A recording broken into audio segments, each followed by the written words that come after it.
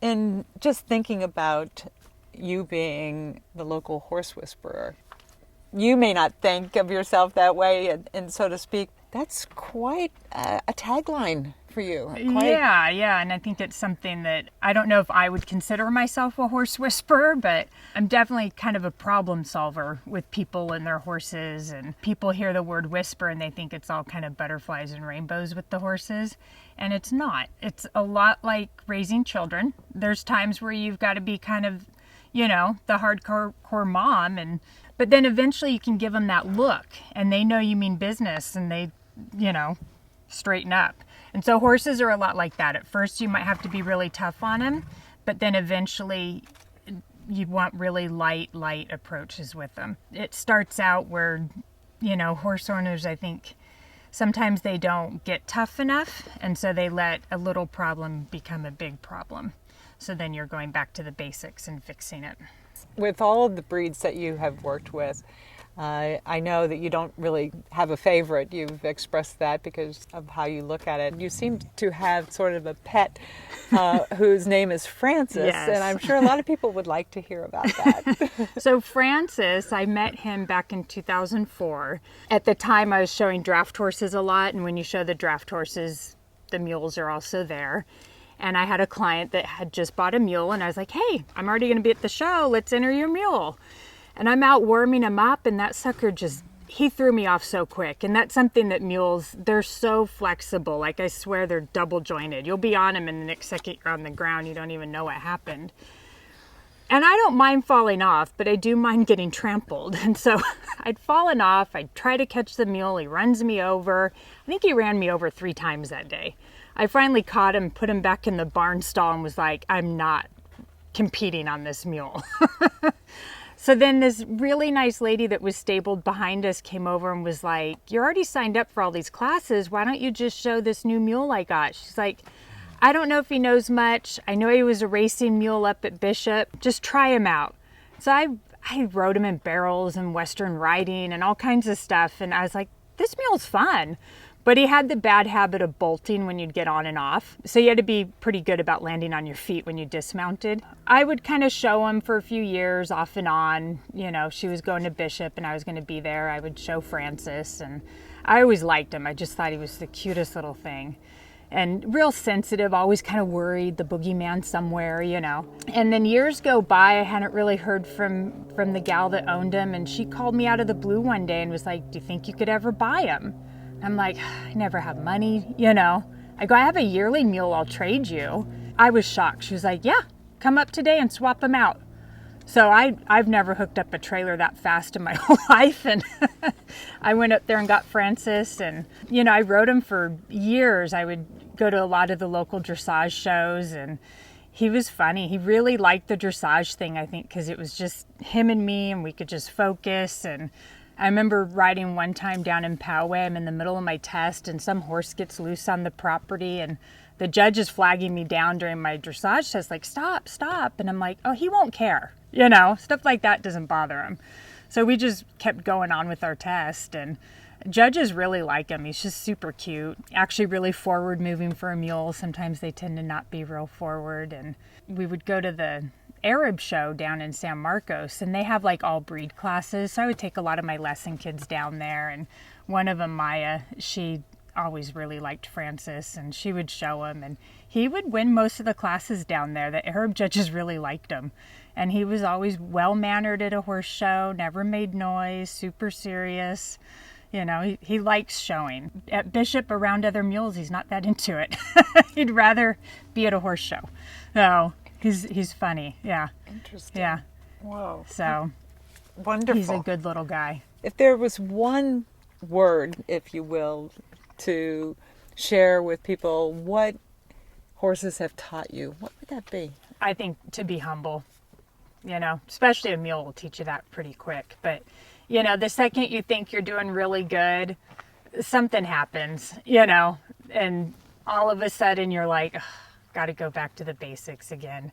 I remember a few years ago, Sam and I, my daughter, we decided to take Francis up to Bishop and show him, and he was doing great. She showed him, I showed him, we were crying, he was doing good. You know, you're thinking he's getting older, it's maybe his last time going to Bishop, and I'm warming him up for our dressage class, and it was our best. I've never had that good of a ride on that mule. He was warming up so well. We go in to do our test. I'm thinking, I'm going to nail this. Some guy walks down the bleacher, scares him. We barely get through our test, you know, and after that, he wouldn't go in that same arena ever again. So, you know, they humble you, and you got to just kind of go into it and not be so competitive. Just be like, you know what? It is what it is.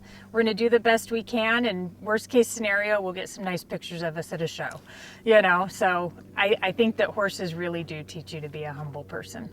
You had mentioned that sometimes you feel like you're a psychologist, and that certainly comes true. I mean, you had to figure out all these things, but actually it does sound like there is hope for us who do not know anything about horses, but if you spend time with them, you'll get to know them as long as you allow that to happen. Yeah, right? And I always tell new owners that your first year of horse ownership is brutal. You will cry, you'll think you made the biggest mistake in the world. But after that year, you kind of get to know your horse more, and you can read what they're going to do and prevent things from happening, or just understand why your horse is doing it and put yourself in a better situation. So. Makes a lot of sense, especially being a parent. Yeah. Anyone who's, You know how it who's is. raised any animals or kids. Yeah, it is challenging at times, but so rewarding It at is. the end, you know? When you see that end result, and you know, horses want to please, they want to be good, but if you're not being a good leader, they just get confused. Okay, so they're really looking to you to show them the way. What do you want from me, kind of thing? Yep. And so if you're not giving clear direction, then they don't know what to do. That's when you're going to get more behavior problems. It's interesting because when you talk about the different types of people that you've worked with, you mentioned something about, you know, the overconfident one and then the one who's scared. Could you talk a little bit about that? Yeah, so it's interesting because that overconfident rider, they often get into the most trouble because you're constantly like, you've got to warm your horse up. You can't just get on and start galloping, you know? So I'm always like, okay, 5 minutes of walking, and then you've got to trot for so much time, and then you can canter, or they just don't take the time. Their horse hasn't been ridden in 3 weeks and they pull it out and just hop on it.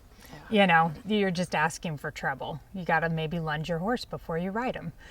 Whereas that timid rider, you know, they might spend too much time in the round pen, but once you get their confidence up, they really kind of get more out of that that bond with their horse, and I think that it's a real confidence booster.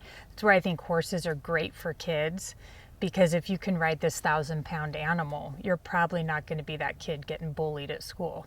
You know, you're going to have the confidence to stick up for yourself. That's a great metaphor. So a lot of it too is just spending time with your horse, and that's where I'm always encouraging riders to go and do a lot of different things with their horse. Again, maybe you don't like showing halter, but it's a good way to put miles on your horse and get them in the arena, and you're not riding them, and you know, it just puts the miles on them. Okay. So, but everybody does learn differently, so it is hard because that new rider shows up and I start using terms and they're like, I have no idea what she's talking about. Yeah. So it's like learning a new language, you know. So when you first start trotting and posting on a horse, and I might say, change your diagonal, they're like, what? You know, so you really have to go back to the basics and explain to them the movement of the horse and why it's called the diagonal and what you're doing. A lot of it's the language barrier, you know. It's like taking a Spanish class. At first you don't really know what the teacher's saying, and then moving on to you get the lingo, now you've got to get your body to do it. And everybody learns quicker than others, and I think that a lot of times as a rider you feel like, oh, I'm not progressing at all. But when you really look back, you have. It just seems tedious that you're still doing the basics, but it takes time. And I know you can talk to my older lesson kids that are now adults, and you know, my younger kids, I'll say, drop your stirrups. So they've got to post without their feet in the stirrups, and my older lesson kids are like, we feel the pain, we hated it too, but we're where we're at now because she made us do it. You always go back to the basics and fixing your body position so you can help the horse. Sure, So. sure. It's all about becoming one, right? Yeah. Yeah. It's like Avatar, like you're plugged in. Yeah. You know? Oh, I like that. Yeah. Yeah, I like that. Can you talk a little bit about horse care itself and how some people kind of create problems where they don't need to? Yeah. So a lot of times I see people just over supplementing their horse. I mean, they're a pleasure rider riding once or twice a week, and they're giving their horse a ton of grain and a supplement for this and that. And I really think it's about keeping it simple. Most horses just need good quality hay.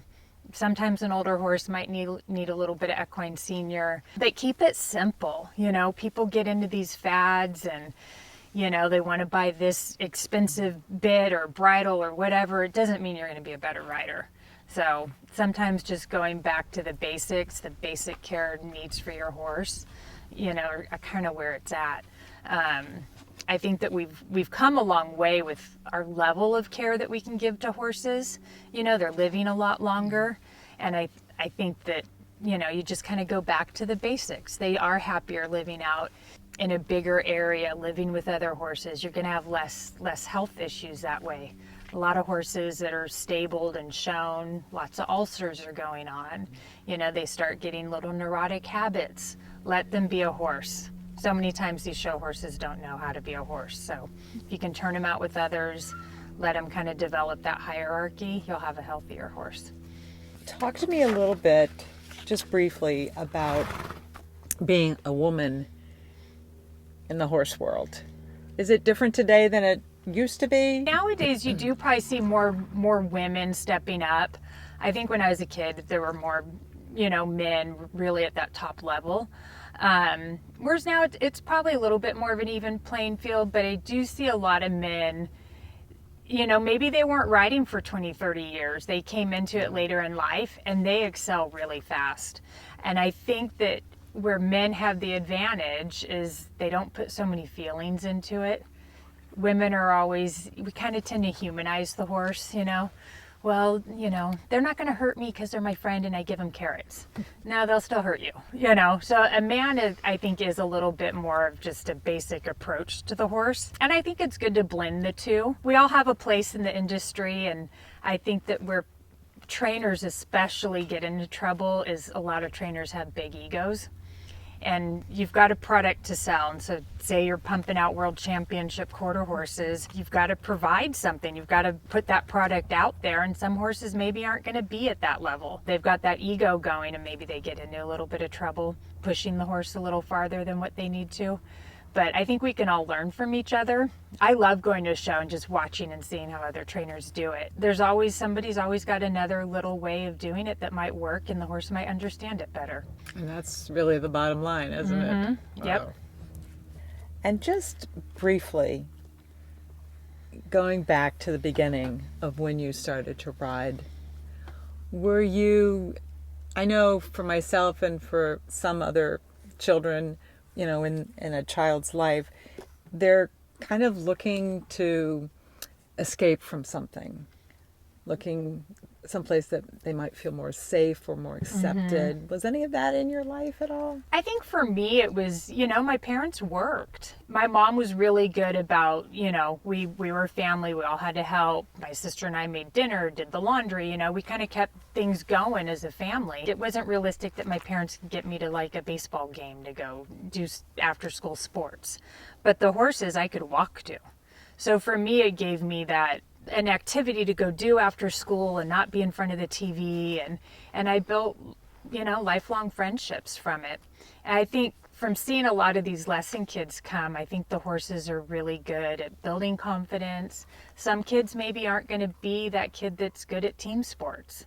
And so the horses are another avenue for them to go down. And you are a team, you're working with your horse, not another team of other children. I think that's where the horses are really good.